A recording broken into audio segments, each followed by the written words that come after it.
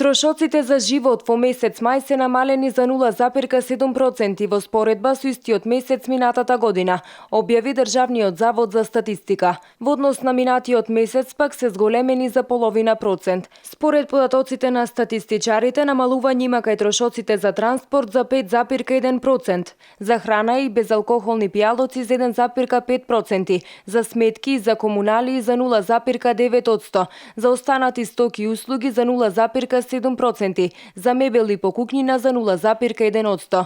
Во истиот период зголемување на трошоците имало кај алкохолот и цигарите за 4,2%, трошоците за рекреација и култура за 3,5%, за комуникации за 1,9%, за здравје за 1,7%, за облека и обувки за 1,2%, за ресторани и хотели за 0,7%, а за образование за 0,4%. Најголемиот дел од домашниот буџет се троши за подмирување на сметки и набавка на храна, велат граѓаните. Зашто најмногу вие трошите месечно пари? Дали за храна, сметки?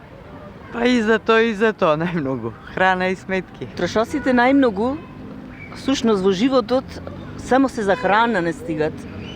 А само за храна трошиме многу. А да не зборуваме за нешто друго што навистина се опходни лекови и сметки. Значи, во Македонија, како што е западната криза, никаде. За се.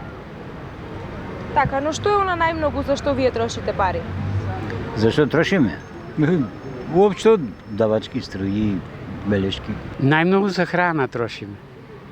За храна, леп, зеленчук, едно друго.